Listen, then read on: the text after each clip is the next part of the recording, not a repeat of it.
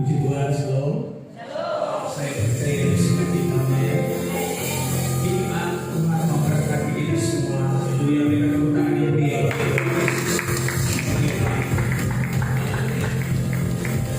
Mari kita siapkan diri untuk menyembah Tuhan di pagi hari ini. Bapak, terima kasih kami bersyukur di altar-Mu di pagi hari ini. Yang kami tahu bahwa Engkau ada di tempat ini. Firman Tuhan berkata, 2-3 orang berkumpul di situ Tuhan hadir untuk menyatakan kemuliaan Tuhan yang luar biasa. Terima kasih Tuhan. Kau berkati ibadah kami dari awal sampai akhir bagi kemuliaan Tuhan di dalam nama Tuhan Yesus. Haleluya. Kami menyembah-Mu Tuhan. Kami mau bermasuk. Kami menantikan Engkau selamanya. Selama sisa hidupku, tak pernah berdosa. Sampai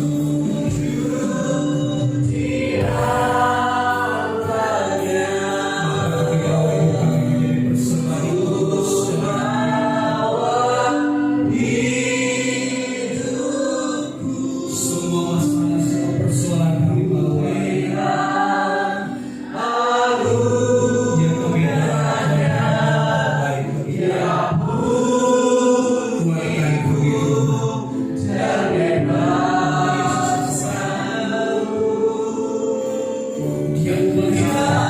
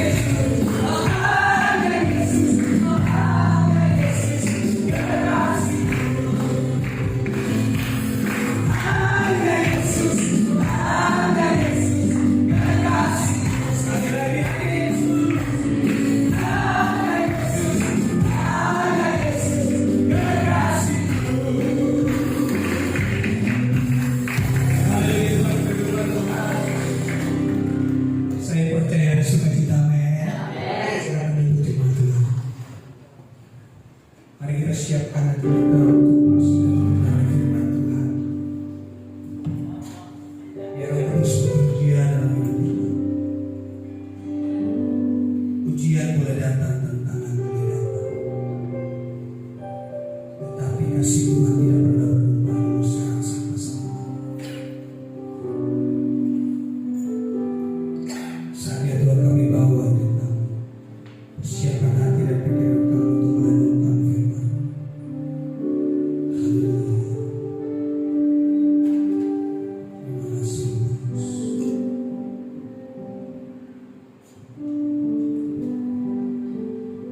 Terpuji dan mengaku.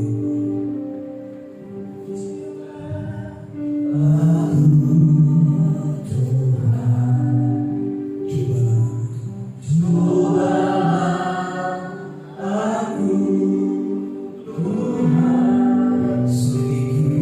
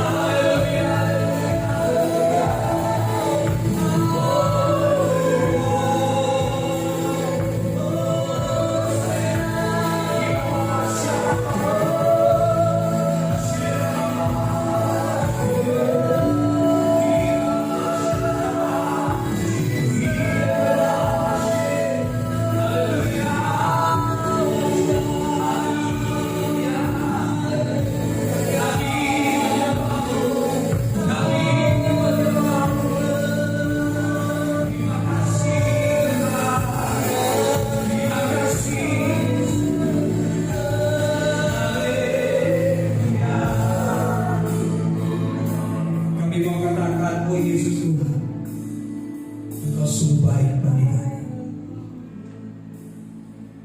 Hina masyarakat, kami siapkan hati kami Tuhan. Yesus, kerinduan hati kami.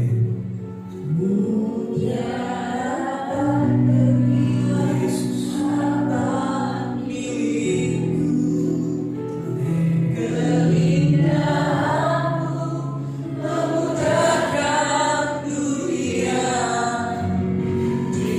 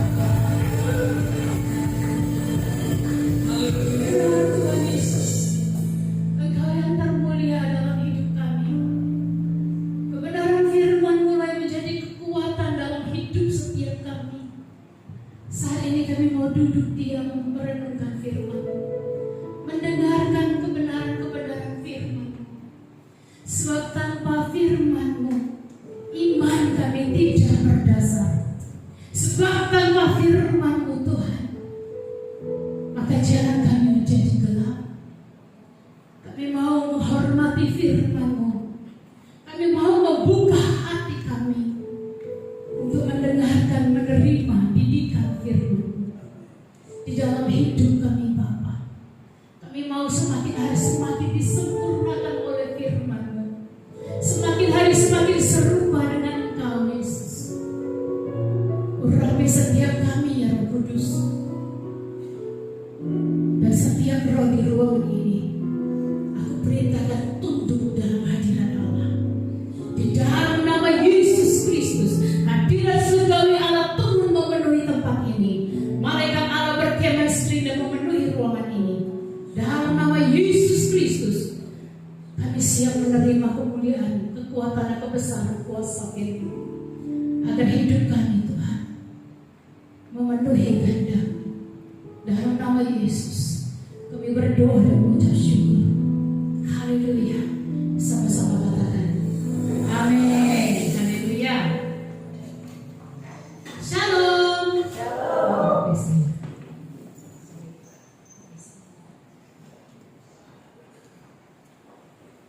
Terima kasih untuk semua tim altar yang sudah mengambil bagian pelayanan pada pagi hari ini. Sangat luar biasa, ya. Puji Tuhan. Bapak Ibu yang terkasih, apa kabar hari ini? Benar. Benar apa benar? Kalau kita berkata bisa dilewati bersama Tuhan, tentulah ucapan itu keluar dari iman yang teguh. Amin. Amin. Ya. Pagi hari ini kita akan banyak mendengarkan firman Tuhan. Maaf kalau firman-Nya keras, tapi semua itu untuk mendidik kita semua. Amin. Supaya kita tidak menjadi bayi-bayi rohani yang terus maunya minumnya susu. Kapan dewasanya kalau kita minum susu terus? Tuhan Yesus datang, bagaimana kita diangkat? Kesempatan yang ada, bagaimana kita menggunakannya? Ya, mari kita menghormati firman Tuhan yang hanya 45 menit deh paling lama, terserah tuntunan Tuhan.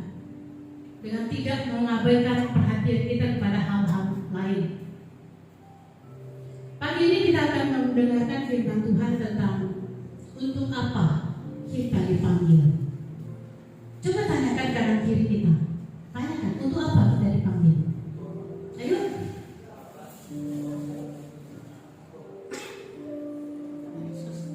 Kalau kita mengerti panggilan kita, untuk apa kita dipilih oleh Tuhan, maka mindset dan pola pikir kita akan berubah. Kita akan meninggalkan pola pikir yang lama. Dan kehidupan yang berkualitas di dalam kekristenan itu juga bukan beban. Firman Tuhan dikasih, diingatkan, itu bukan untuk ditentang, tetapi untuk membentuk pribadi rohanimu, untuk membentuk jiwa kita.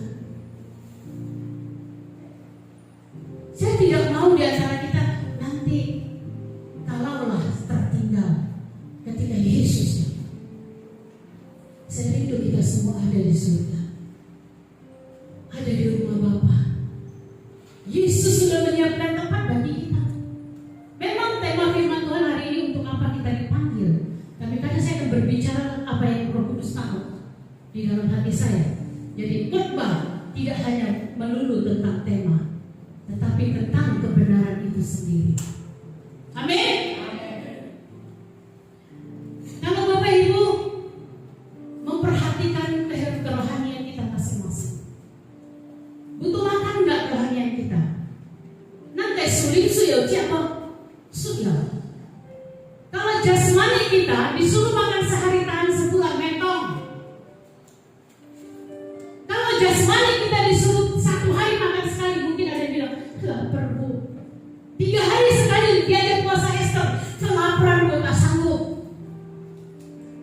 1 tahun disuruh makan sekali, 40 hari disuruh makan sekali seperti Tuhan Yesus, sanggup? Kalau tubuh kita yang bisa binasa ini aja kita kasihi, apalagi tubuh rohani kita. Manusia rohani kita, bukan tubuh rohani. Manusia rohani kita. Karena itulah manusia rohani kita lah yang akan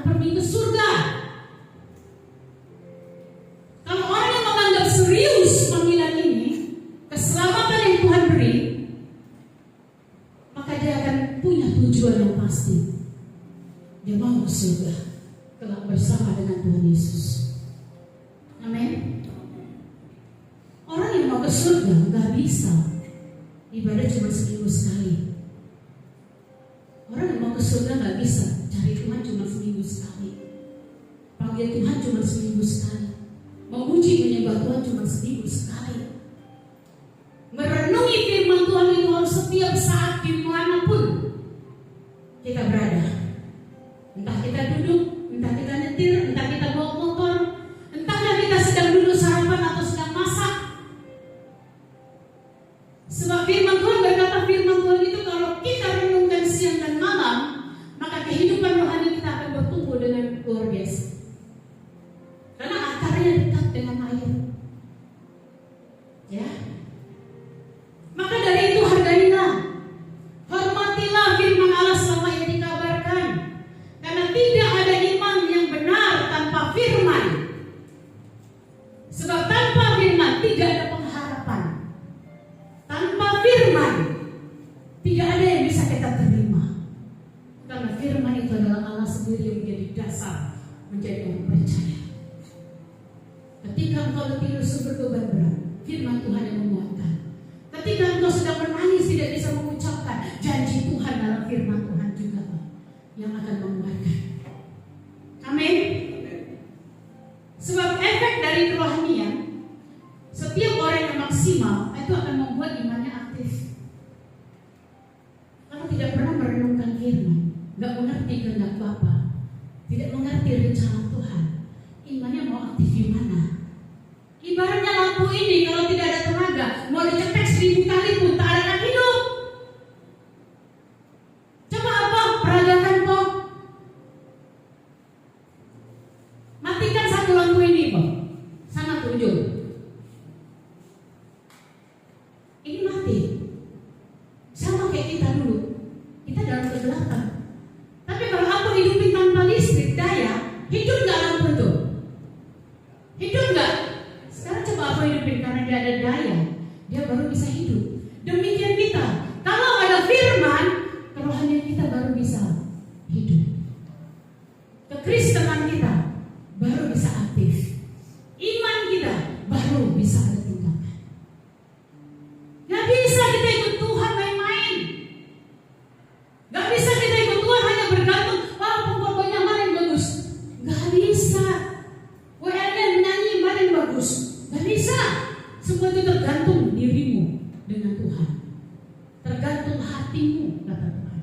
Makanya kata Tuhan, jagalah hatimu dengan segala kewaspadaan. Karena kita tidak dipanggil untuk melakukan sembarangan, hidup sembarangan, ibarat bertinju sembarangan. Ya, kita harus mengerti Bapak Ibu, tujuan Tuhan dalam panggilannya untuk kita itu apa?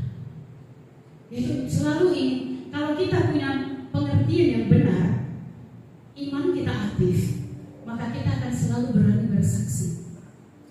Siapa dulu yang cinta mula-mula kemanapun ngomongnya Tuhan. Mungkin sekarang itu artinya ngomongan dunia. Wih, kasih dicatat loh. Wih, baju itu bagus loh. Dulu pertama kasih mula-mula ketemu Tuhan. Kamu tahu gak? Aku tadi ke gereja, aku dengar firman-Nya apa? Siang malam nyanyi menyembah terus. Itu orang kasih mula-mula. Iman yang seperti itulah yang harus kita miliki dan kita jaga katanya. Dari mana? Dari hati. Kalau kita sudah senyap, iman sudah sunyi senyap, kayak orang kudus, menyembah enggak, memuji enggak setiap saat, hati ini tidak melekat, pertanyakan hidupmu tidak sedang baik-baik saja. Orang yang rohaninya aktif, dia selalu ingin berubah menjadi lebih baik untuk memuliakan Tuhan lewat hidupnya. Tidak ada halangan, tantangan yang tidak dia terobos. Dia akan terobos. Mengapa? Cintanya sudah habis Tuhan. Gak ada lagi di dunia ini. Kalau orang yang demikian, pengetahuan naik sama Tuhan Yesus. Apa-apa Tuhan, apa-apa Tuhan, apa-apa Tuhan. Ya kan? Pertama kenal Tuhan benar nggak? Tuhan, aku boleh nggak sampai ke mall aja nanya? Tuhan, boleh nggak pergi kerja hari ini? Jelas dia harus kerja. Kita harus militan. Libatkan Tuhan, muliakan Tuhan lewat hidup kita. Utarakan Tuhan. Maaf kalau firman Tuhan hari ini agak menyinggung, tapi saya tidak bermaksud untuk menyinggung. Banyak orang untuk mengejar keuangan, Tuhan ditinggalkan, nomor dua kan. Pada saat kita menomor dua kan Tuhan Yesus datang. Nah, kira-kira diangkat atau tidak?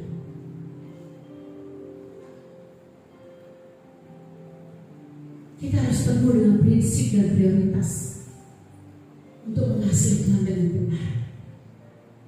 Kita mempermuliakan nama Tuhan lewat hidup kita dulu, baru kita perlihatkan dengan orang lain. Tuhan tidak memanggil kita untuk menjadi Kristen yang biasa-biasa saja. Dan saya melihat ada gebetan orang Kristen, tetapi gaya hidup masih manusia lama. Orang Kristen, tetapi masih banyak khawatirnya. Orang Kristen, tetapi emosi tidak terkendali. Jadi orang Kristen tidak semakin serupa dengan Yesus, tapi serupa dengan dunia ini. Kita harus belajar merendahkan hati. Belajar. Kalau kita semua mau sama-sama memuliakan Tuhan, saya percaya pelayanan ini, rumah Tuhan ini akan dipenuhi oleh kemuliaan yang lebih besar. Walaupun sekarang sudah luar biasa, tapi akan lebih luar biasa lagi. Amin. Haleluya. Bapak Ibu yang terkasih, ada 4 poin kita dipanggil oleh Tuhan. Poin yang pertama ini, kita buka dulu ayat firman Tuhannya. Kita akan baca firman Tuhan di gambar yang pertama kok. Haleluya. 1 Petrus 2 ayat yang ke-21. Baca sama-sama ya. 3, 2, 1. Sebab untuk itulah kamu dipanggil. Yuk. Karena Kristus pun telah menderita untuk kamu dan telah meninggalkan teladan bagimu, supaya kamu mengikuti jejaknya. Katakan amin. Mengikuti jejak Yesus, bukan mengikuti jejak dunia ini.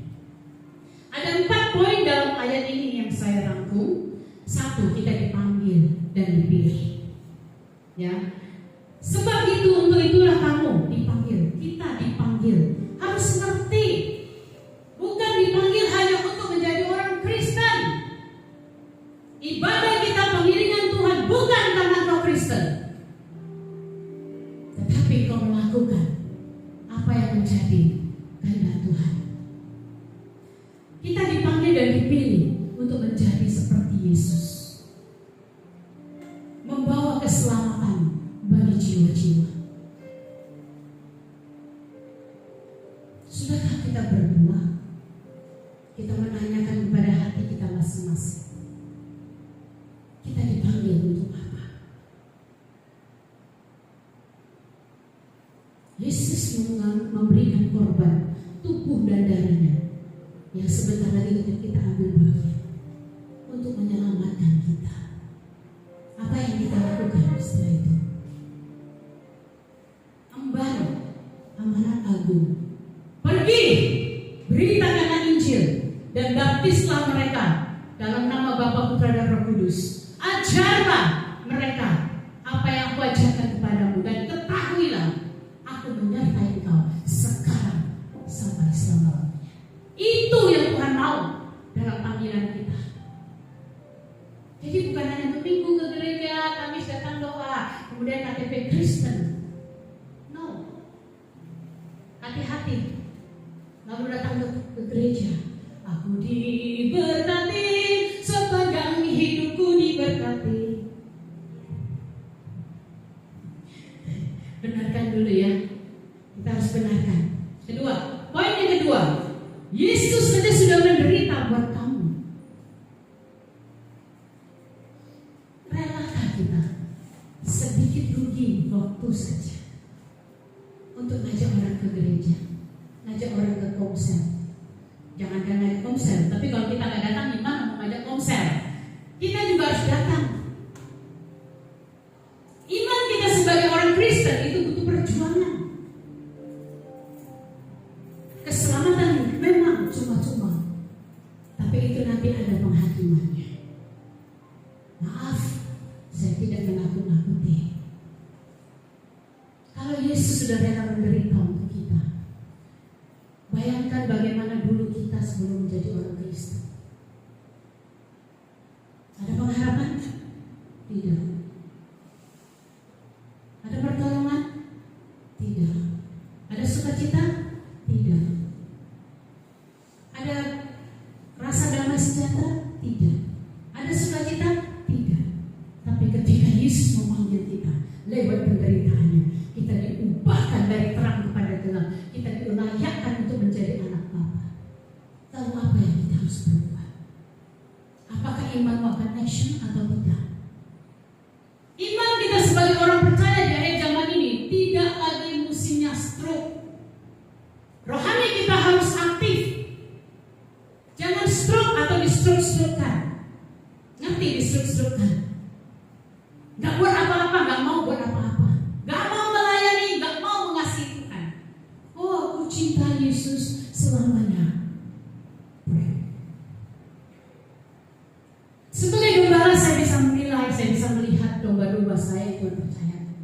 Domba-domba Tuhan di tempat ini. Maaf, sebelum tertinggal, maaf, berubahlah, bertobatlah sungguh-sungguh. Cari Tuhan, berharap kepada Tuhan, bersandar kepada Tuhan. Dia sumber segala sumber. Apakah jadi lelamu 2 jam itu bisa menambahi? No. Tuhan bisa gantikan, kata Pak Ahok. Sering Pak Ahok kesaksian. Tuhan bisa menggantikan lebih dari jerih payahmu. Saya berdoa tapi saya harus menegur. Firman Tuhan itu harus menginsafkan kita. Karena firman Tuhan itu tidak akan kembali dengan sia-sia. Dia akan melakukan sesuatu yang Tuhan kehendaki. Hati-hati. Hati-hati. Poin yang ketiga, di situ dikatakan Yesus meninggalkan teladan bagimu. Bagaimana kita meninggalkan teladan di dalam hidup kita? Tadi lagu yang terakhir keempat tadi ya. Ujilah aku Tuhan, cobalah aku Tuhan. Nanti kata-kata ini perlu diganti kalau dinyanyikan di sini, karena itu tidak sesuai dengan firman Allah. Mana ada Tuhan menguji umatnya? Gak ada. Tuhan gak ada menguji. Dalam ayatnya berkata, aku tidak pernah menguji, aku tidak pernah mencobai siapapun. Aku hanya mengizinkan. Tuhan hanya mengizinkan, beda ya. Uji, cobain dan mengizinkan. Siapa yang menguji dan mencobai kita? Setan. Sama seperti Yesus diuji dan dicobai oleh setan, bukan Tuhan Yesus.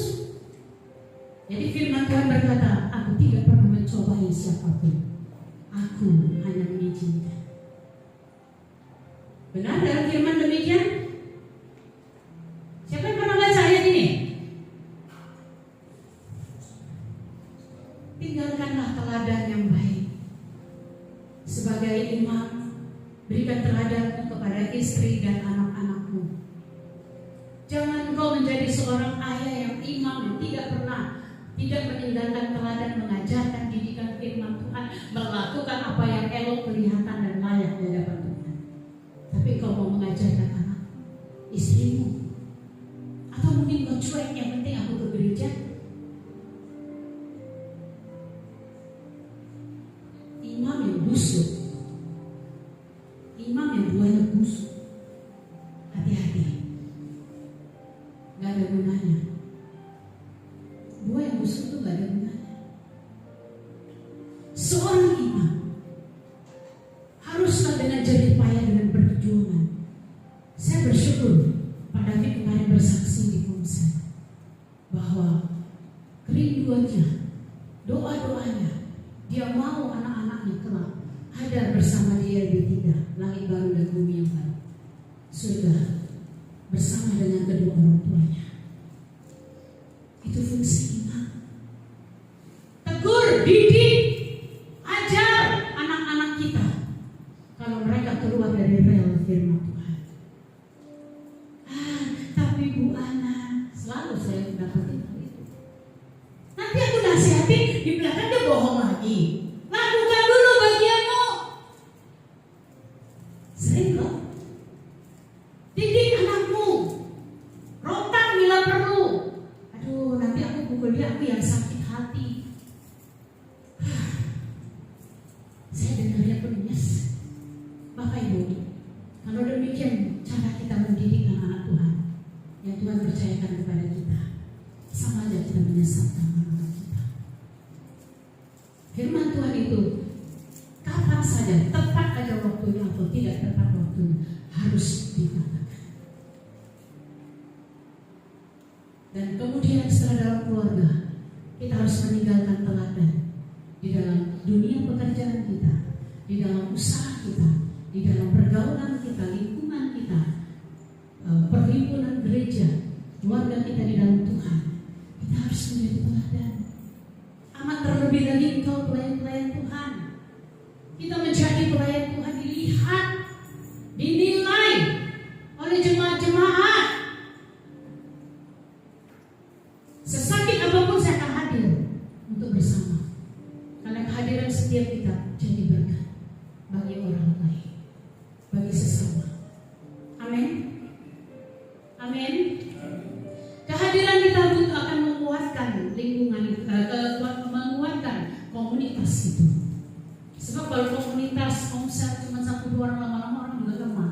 Tapi kalau kita hadir, yuk semuanya hadir semuanya. Ngomongan gembala gak kayak angin lewat. Yuk hadir semua Komsel. Sukacita enggak? Hai, shalom. Mari. Jadilah orang yang aktif kerohaniannya. Engkau tidak dipanggil untuk mengejar uang. Apapun alasannya. Saya dan Pak David sudah tidak bekerja sekian tahun. Tapi Pak David juga sama. Kesaksiannya dengan saya. Tuhan pelihara. Jadi letak kesalahan ragu-ragu firman Tuhan di mana? Masih ragu dengan firman? Gak ada. Saya dan Pak David Tuhan pelihara 6 tahun ini. Pak David mungkin lebih ya Pak ya. Lebih dari 6 tahun ya. Tuhan pelihara kami. Kami kekurangan makan enggak? Berlebih-lebih. Kemarin saya bilang sama Wawan, rumahku setiap sudut tuh banyak makanan. Setiap sudut itu penuh. Aja saya lihat ke rumah.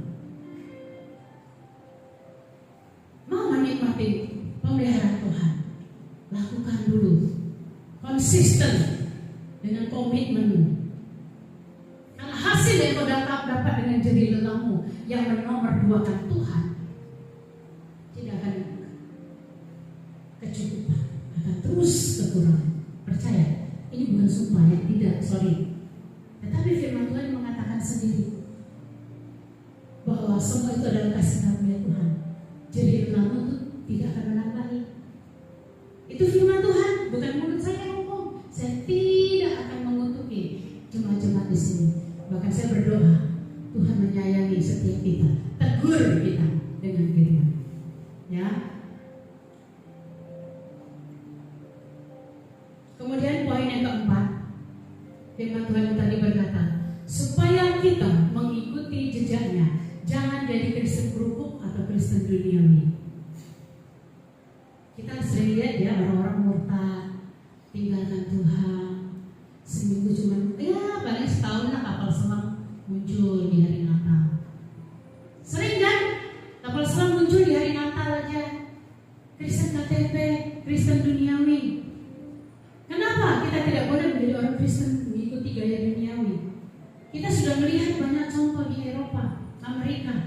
Gereja tahu rumah Bapa dijual jadi bar, rumah Bapa dijual jadi restoran. Kemana umatnya? Karena nggak sungguh-sungguh di dalam Tuhan, sehingga mereka meninggalkan gereja dan mereka menjadi ateis. Banyak orang-orang itu ateis. Kenapa? Dia merasa kekristenan itu beban. Dia merasa kekristenan itu melelahkan. Dia merasa Tuhan lagi, gereja lagi. Karena hatinya yang bermasalah. Hatinya sedang sakit. Jiwanya sedang sakit. Jiwa yang sehat itu melekat bersama Tuhan. Makanya tadi katakan, pulihkan aku Tuhan. Jiwanya yang harus pulih.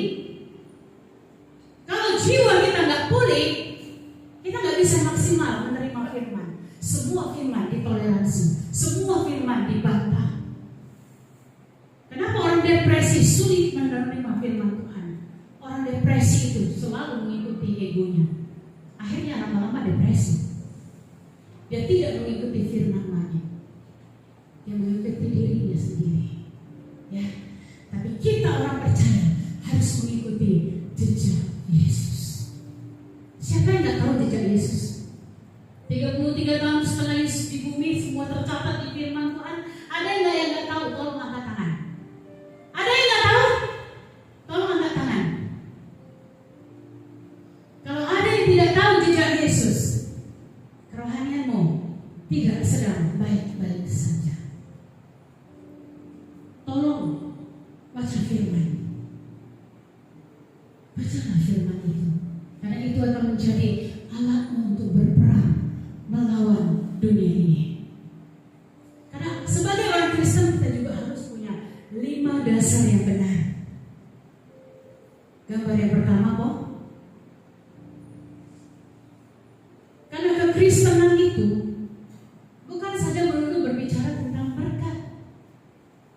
Tolong perbaiki mindset kita. Yuk jadi orang Kristen ya. Jadi orang Kristen itu diberkati. Sorry, jadi orang Kristen itu pikul salib. Berkat itu nyusul. Pikul salibnya dulu, berkatnya baru ikutin. Kok aku gak kaya-kaya ya jadi orang Kristen? Saya pernah dengar pertanyaan itu. Gimana masih dalam pergumulan, kayak ecek utang tua, makan terus susah. Pikul salib belum? Kalau belum pikul salib, jangan minta berkat. Jangan minta berkat.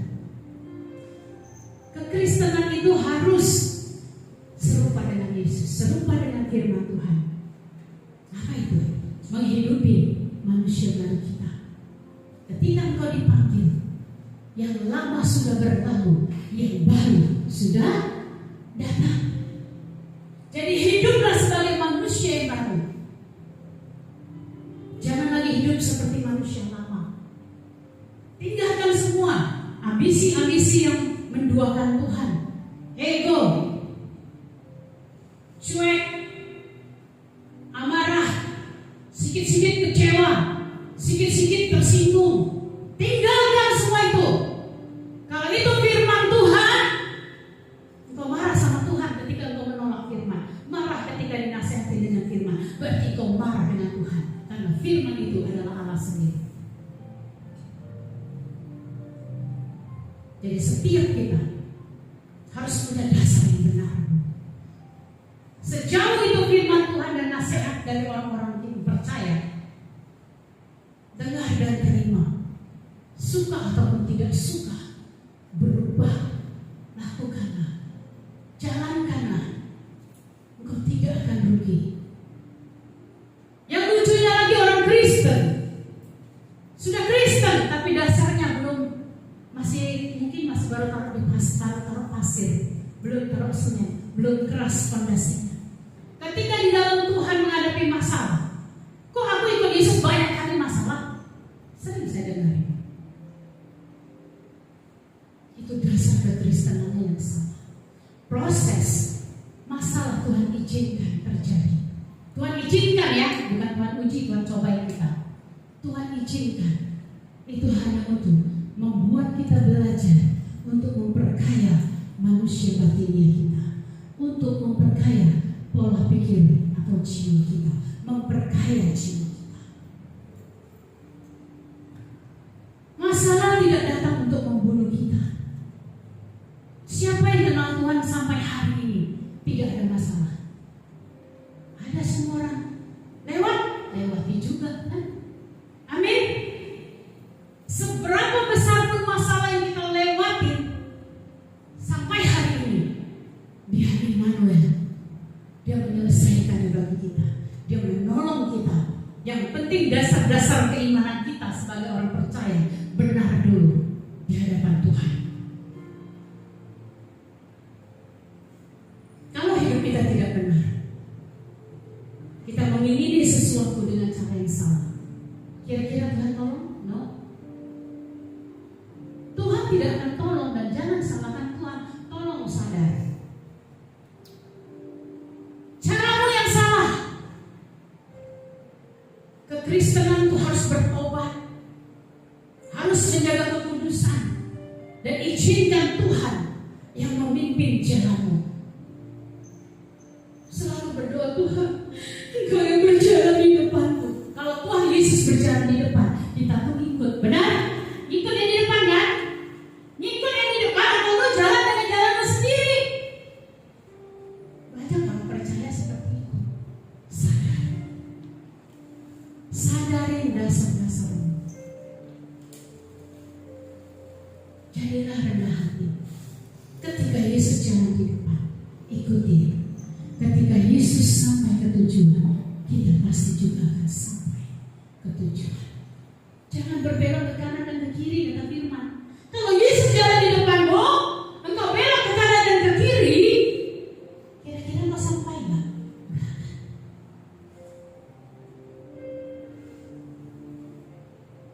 Suka tidak suka, ikutin firman ini.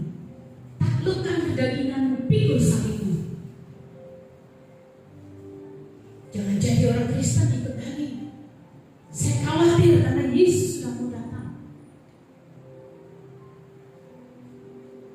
Perbaharui cara pandangmu agar dasar-dasar kekristenan kuat. Gambar yang berikutnya, Boh. Bertandinglah sedemikian rupa selama hidup di dunia ini. Kalau mengerti perkataan ini, apa itu bertanding dengan sedemikian rupa selama hidup di dunia ini? Satu, dia menjaga kekudusan. Kedua, dia berjalan sesuai firman. Ketiga, dia mengalahkan kuasa kegelapan. Karena dunia ini sudah diserahkan kepada iblis. Banyak tipu daya, banyak kejahatan, banyak semua dosa. Apakah kita mau jadi orang Kristen yang ya udah, iya, oke. Oh dia ya, mulutan ya. Aduh sayang ya, just hanya itu aja. Kalau orang yang bertanding, next stop, dia akan punya beban. Manusia barunya tidak akan tinggal diam. Dia akan cari waktu, Tuhan, tolonglah si A si B ini Tuhan. Hari ini Bapak, aku akan pergi mengunjungi dia. Pertemukan aku dengan dia Tuhan. Aku rindu dia kembali kepadamu Bapak. Itu beban. Beban itu sama dengan hati Bapak. Beban itu tidak melibatkan keinginan kita sendiri untuk kepentingan kita sendiri. Beban Allah itu lahir dari kasih. Kasih itu Allah. Bisa dimengerti? Datangi dia, bawa dia, perjuangkan agar dia kembali kepada Tuhan. Dan bertanding sedemikian rupa untuk menaklukkan segala kedagingan kita, segala apa yang kita temui. Kita harus membawa arahnya kepada firman. Karena dunia ini sudah rusak. Jalan mana yang akan kita bawa sebagai orang percaya kalau bukan firman Tuhan? Cuma firman yang bisa mengubahkan hati manusia.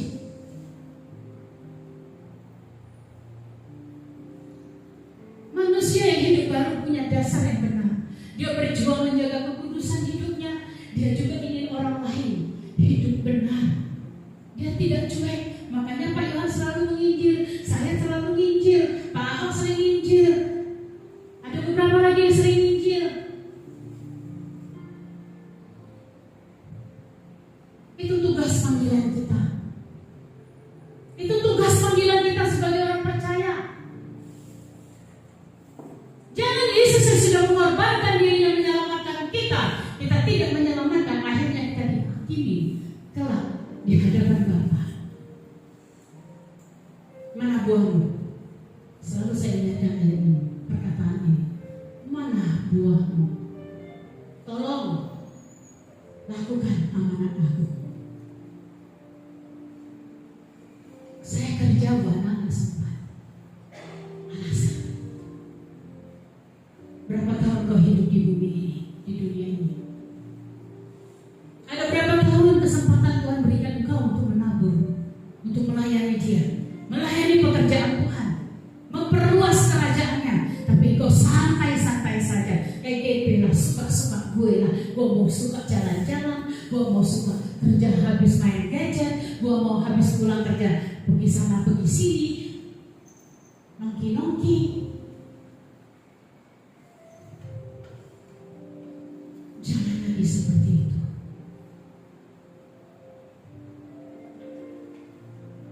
Kenakanlah kekuatan Allah Roh Kudus di dalam hidup kita, agar kita kuat di dalam Dia. Kalau kita mau berubah, gak bisa dari kekuatan kita sendiri. Kita butuh Roh Kudus. Dia akan meluruskan dan menginsafkan hati kita. Allah Roh Kudus penuhi aku, ku rindu kau selalu. Ayo Pak Yohan. Dalam hidupku, Allah Roh Kudus, ubah hatiku, selipkanku, jam malam, ku rindu hadiratmu. Yuk semuanya nyanyi. Ku seberudus,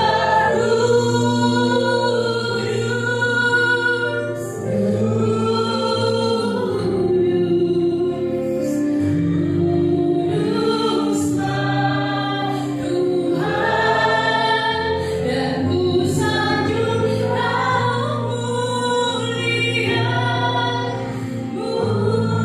mulia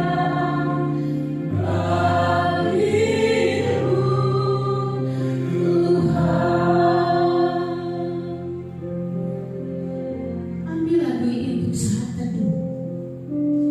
Ambil lagu ini untuk saat teduhmu. Kau akan merasakan bagaimana Dia mendidik, mengajar, berkata-kata. Kau akan mendengarkan suaranya.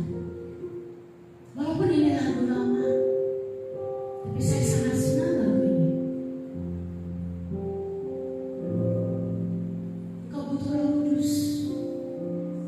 Di dalam kekudusan hidup, engkau baru bisa dipenuhi Roh Kudus. Di dalam kekudusan hidup, engkau baru bisa berserah dan merendahkan hati. Yes, Roh Kudus, ini aku. Tuntunlah aku, pimpinlah aku, ubahlah aku, jamahlah aku, baharuilah aku, bentuk hatiku seperti hatimu. Dan jika kau demikian, dasar kita akan menjadi seorang murid Kristus yang visioner. Next point. Seorang kekristenan, kalau dia tidak menjadi seorang murid yang visioner, dia tidak bisa mengerti jalan Tuhan. Tapi kalau orang yang visioner, dia mengerti kehendak Tuhan. Dia tahu apa yang harus dia perbuat. Imannya tidak stagnan. Pengiringan akan Tuhan tidak begitu-begitu saja. saja. Satu hari makan 2 kali, 3 kali, 4 kali, 5 kali bahkan. Besok kerja, bangun pagi, dari Senin sampai Sabtu Minggu ke gereja. Kekristenan bukan rutinitas. Murid Kristus yang visioner. Tahu visioner artinya apa? Mampu melihat seperti Tuhan melihat.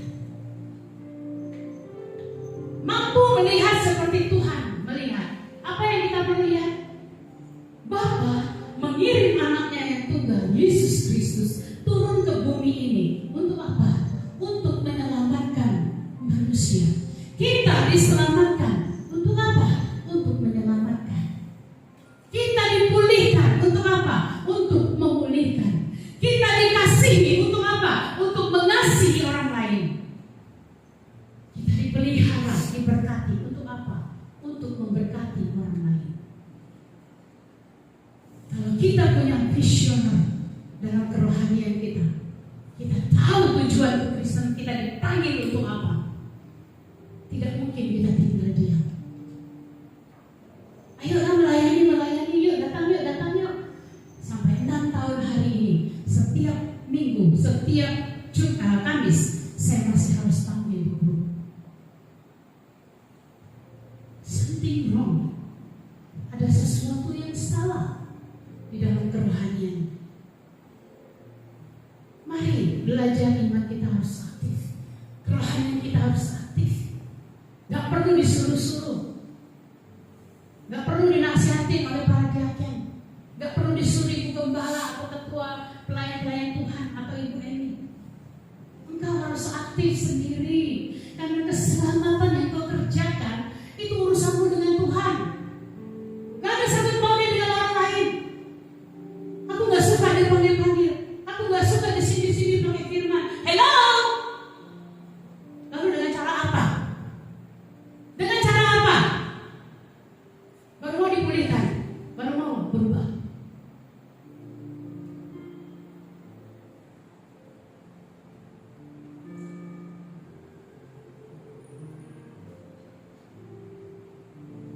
Hati-hati. Kalau Tuhan masih kasih kesempatan, jangan mempermainkan kesempatan itu. Melihatlah seperti Tuhan melihat. Jangan melihat seperti engkau melihat.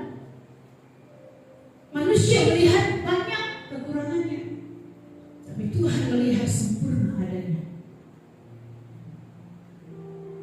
Melihatlah dalam kerohanianmu seperti Bapa melihat.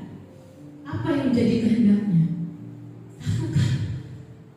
lakukanlah.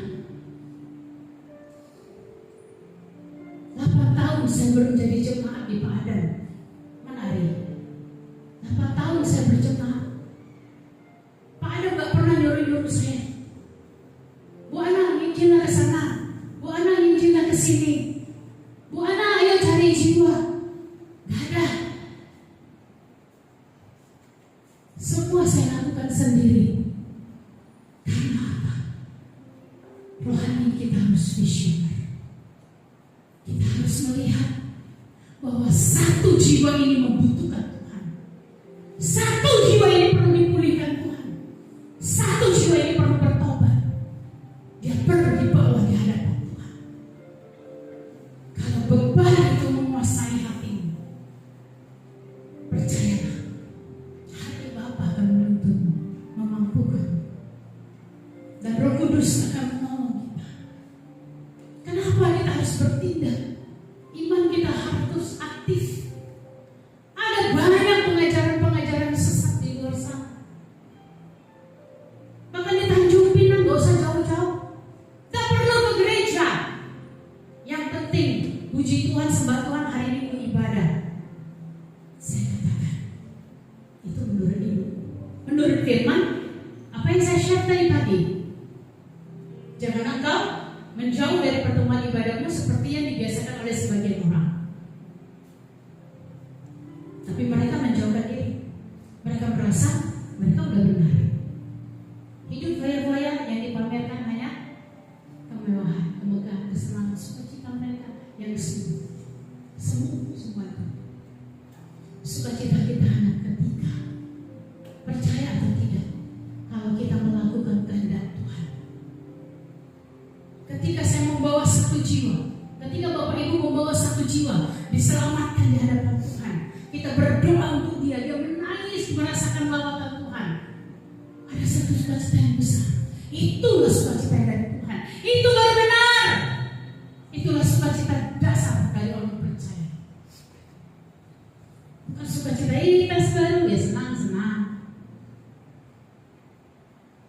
dapat banyak berkat senang-senang.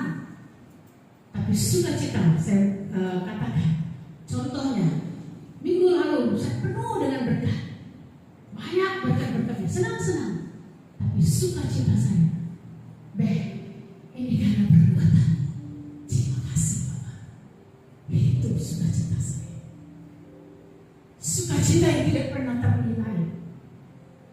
Sukacita yang membuat saya, yes, Engkau pelihara aku Bapak. Engkau pelihara aku dengan baik. Engkau tahu kapan memberkati aku. Engkau tahu kapan menyediakan yang baru bagiku, berkat-berkat yang baru bagiku. Bukan aku senang karena diberi oleh si sukacita karena itu. Tidak, saya bersyukur karena Tuhan. Mereka hanya alat yang Tuhan pakai untuk memberkati saya. Jadi jangan salah. Jangan salah. Dasar kekristenan kita harus benar. Kita harus menjadi seorang murid Kristus, diselamatkan menjadi seorang yang mampu melihat seperti Bapa melihat. Kalau tidak, untuk apa kita dipanggil? Kita harus membawa bangsa-bangsa kepada Bapa. Kita harus memperkenalkan Injil itu sebagai terang bagi dunia ini. Itu tujuan Tuhan memanggil kita. Takut bu anak, nanti aku diludahin. Takut aku dibawain sapu. Sering saya dengar begitu. 20 tahun lebih saya menginjil, tidak pernah saya dikasih sapu, dikasih teh ya, dikasih kue ya, pulang bawa banyak berkat ya, bawa hasil kebun ya. Saya menginjil di Topayo, ya saudaramu, keluargamu, Pak Budi, ada kasih saya sapu? Enggak. Saya dapat keledek, saya dapat sayur. Itu contoh bahwa engkau jangan takut ketika engkau harus memperkatakan firman Tuhan. Jangan takut jadi penginjil, even dia seorang non-Kristen. Karena semua orang bangsa-bangsa di bumi ini membutuhkan Yesus. Amin. Gambar berikutnya Bu. Haleluya. Sebentar kita akan melakukan perjamuan kudus ya. Next. Bapak Ibu percayalah bahwa ketika kita pikul salib, Tuhan itu tidak tinggal diam. Tuhan tidak tinggal diam. Kalau kita baca ayat ini, firman Tuhan berkata, Yesus berkata, kata aku lemah lembut dan rendah hati, dan jiwamu akan mendapat ketenangan. Pikul aku yang kupasangkan, aku yang kupasang itu ringan dan enak. Belajar kepada Tuhan. Terlebih lagi dunia semakin jahat, inflasi. Engkau mau ikut jalan yang mana?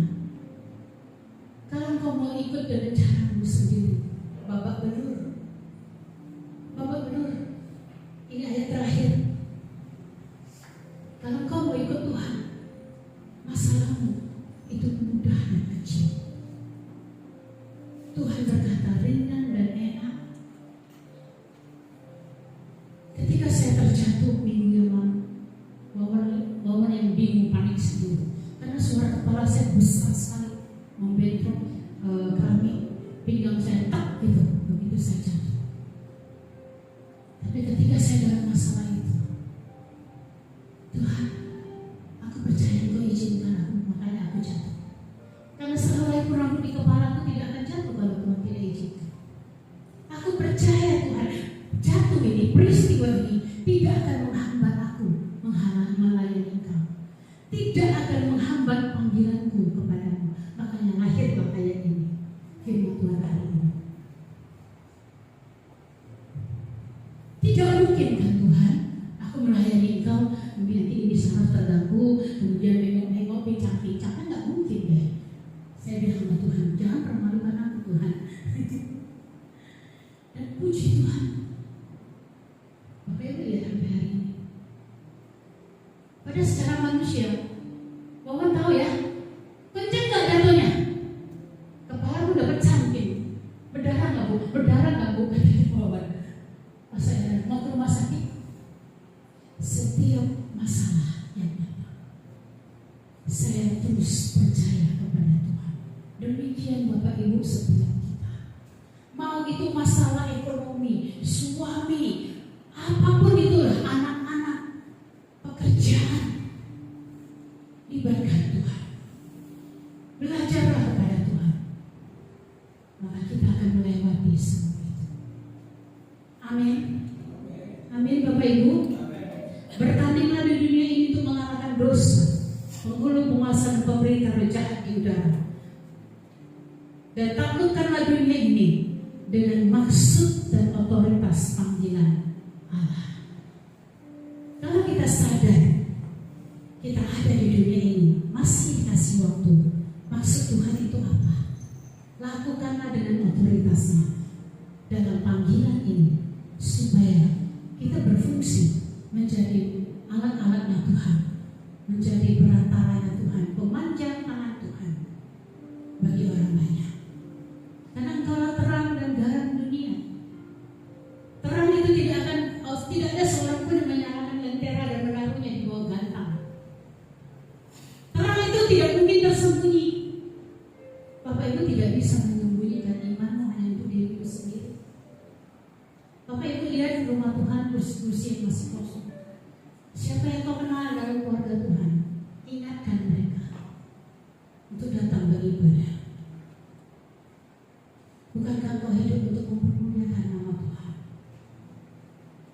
Bukankah kau hidup juga miliknya Tuhan? Bukankah kau sudah hidup juga karena kasih karunia Tuhan? Bukankah apa yang kau terima sebelum kau melihat itu juga anugerah Tuhan? Berapa banyak hutangmu yang sudah kau bayar kepada Tuhan? Kau gak akan sanggup membayarnya. Apalagi kau tidak melakukan apa-apa untuk Tuhan. Selain dipotong rantingnya, tidak akan ada gunanya, karena tidak menghasilkan buah. Gak bisa kita ke surga cuma modal iman, cuma modal KTP Kristen. Gak bisa. Kekristenan membutuhkan tekad yang bulat di dalam keputusan. Yes, Tuhan, aku penuhi panggilan-Mu. Aku penuhi panggilan-Mu. Maksud dan tujuan-Mu menyelamatkan aku. Aku penuhi Tuhan. Dengar Dia panggil nama saya, dengar Dia panggil namamu, dengar Dia panggil nama saya, juga Dia panggil namamu. Yang dijawab, ku jawab ya. Bukan no. Belum sempat Tuhan. Tak cabut nyawanya bertak. Nyawamu juga dari Tuhan. Setiap lagunya kita gesek, setiap tarikan nafasku milikmu Tuhan, bukan milik kita loh. Jadi jangan seenak-enaknya hidup sebagai orang Kristen. Ya, kita harus mencari kehendak Tuhan. Kita harus yakin bahwa Tuhan tidak pernah salah, bukan menaruhkan beban, tetapi memberi kesempatan untuk kita mengumpulkan harta-harta surga. Ya, Dia mau kita melayani bukan untuk kita, bukan untuk Tuhan. Tuhan tidak pernah kekurangan orang. Hello, Tuhan mau kita mengumpulkan harta-harta surgawi. Poin-poin kita, yes Tuhan, aku bawa satu jiwa ini. Yes, puji Tuhan, yang aku melayani dengan segenap hati. Lawatan jamaah Tuhan begitu dahsyat. Yes Tuhan, ada upahmu di surga. Itu kalau nggak ada uang, gimana mau ke surga?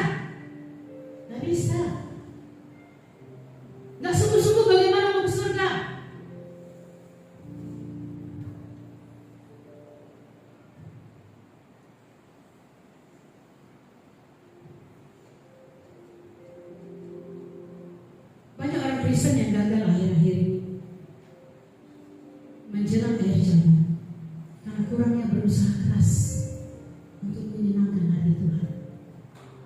Kebanyakan menyenangkan hati sendiri.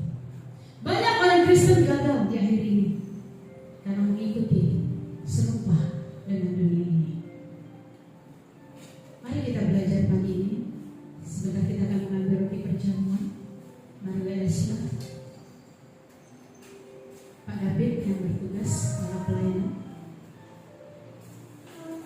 Sebelum kita mengambil roti perjamuan, hendaklah kita kudus dan tahu panggilan setiap kita. Apa maksud dan rencana Tuhan untuk setiap kita? Mari maju ke depan, Pak David.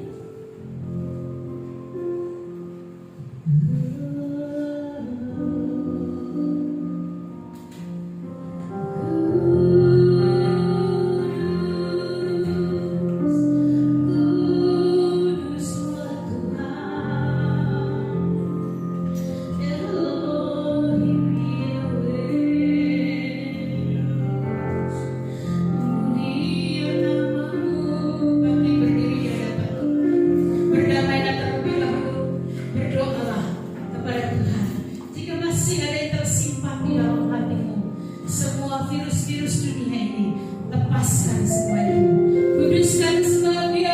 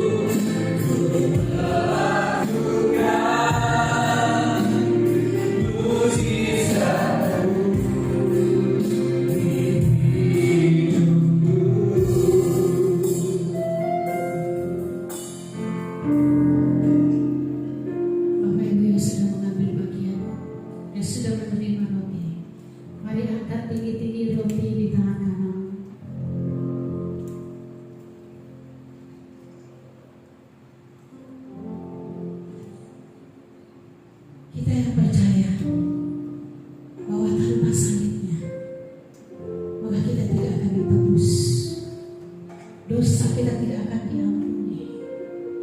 Hanya dengan salibnya lah, apa yang Yesus lakukan dalam hidup kita, pengorbanannya yang telah diberikan bagi setiap kita, melayakkan kita menjadi anak-anaknya, maka hati kita pasti akan bersyukur. Hati kita benar-benar akan mencintai Dia dengan benar. Maka kita tidak akan mempermainkan iman percaya kita, melainkan bertanggung jawab dan berjuang bersungguh-sungguh melakukan prinsip firman Allah, bukan standar dunia ini. Bapak Ibu percaya bahwa roti ini adalah tubuh Yesus. Bapak Ibu percaya bahwa roti ini adalah tubuh Yesus. Dengan sungguh-sungguh saya bertanya sekali lagi, apakah engkau percaya ini adalah tubuh Yesus? Haleluya. Sebelum kita memakannya, kita akan mendengarkan firman Tuhan. Dan ketika mereka sedang makan, Yesus mengambil roti, mengucap berkat, memecah-mecahkannya, lalu memberikannya kepada murid-muridnya dan berkata, ambillah, makanlah, inilah tubuhku. Dalam nama Yesus, mari kita makan bersama.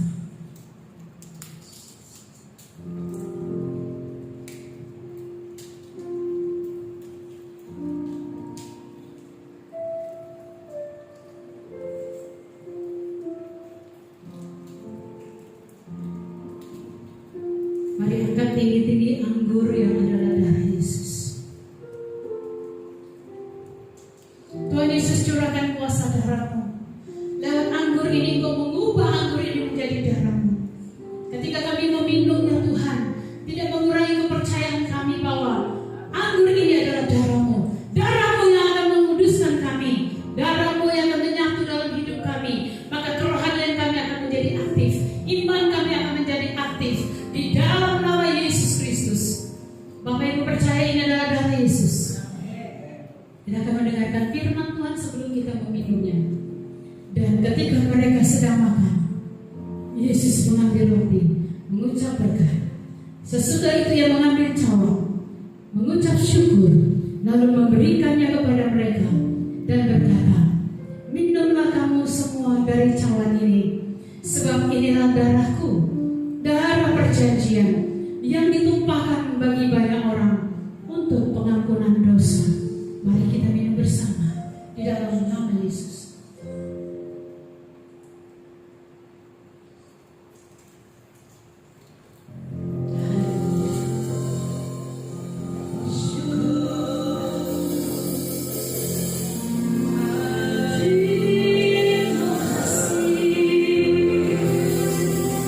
Terima kasih.